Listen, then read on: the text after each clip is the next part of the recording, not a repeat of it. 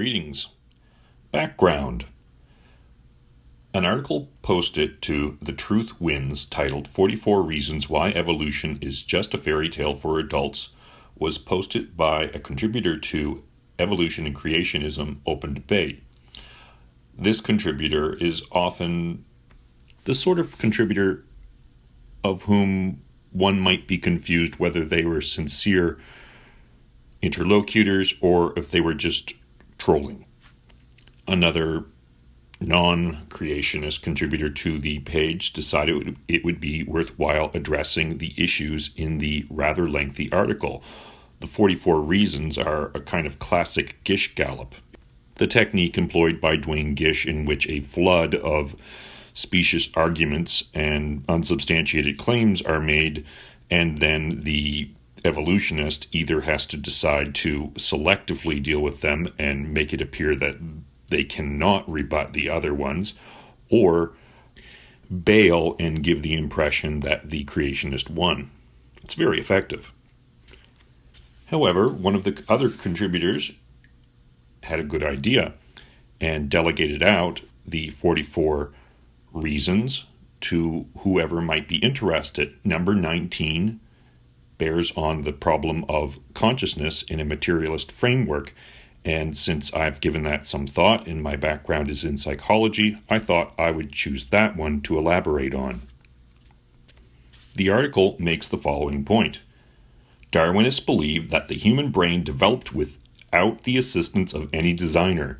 This is so laughable. It is amazing that there are any people out there that still believe this stuff. The truth is that the human brain is amazingly complex. The following is how a PBS documentary described the complexity of the human brain.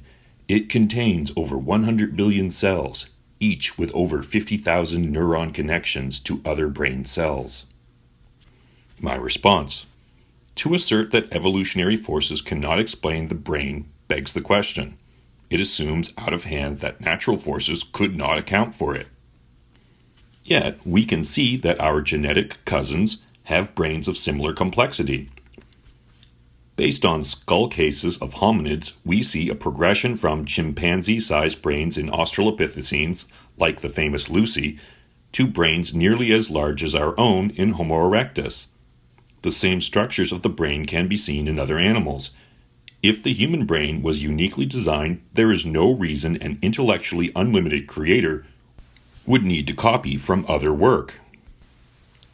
But this does comport with common ancestry, such that the phylogenetic tree of life can be reconstructed with the neurophysiological tree of life. In simple language, our brains look more like the brains of other animals depending on how closely related they are to us genetically, as well as morphologically. The only creator god that would do this is one that wanted to suggest that we share common ancestry with the other life on Earth. People have a difficult time imagining how a conscious brain could be the product of evolution. Yet we don't start out that way, do we? A fetus in early development isn't conscious at all, and a baby only minimally so. If consciousness is the sort of thing that can only be explained supernaturally, why does it need to await the development of the brain? If instead consciousness is an emergent developmental phenomenon of a mature brain, then we should expect this gradualism. Likewise, blows to the head, drugs, hormones, greatly affect the function and experience of consciousness. Why would a ghost in the machine get drunk or feel sad? Why would we always find chemical correlates to brain states? Consciousness is a hard problem, and it is made no easier by invoking spirits. Doing so just removes the problem from our ability to explain it, as if throwing up our hands and proclaiming magic.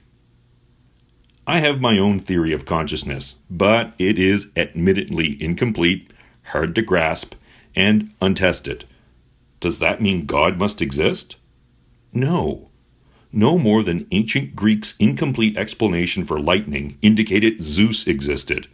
An incomplete explanation for a proposition A does not lend support to proposition B.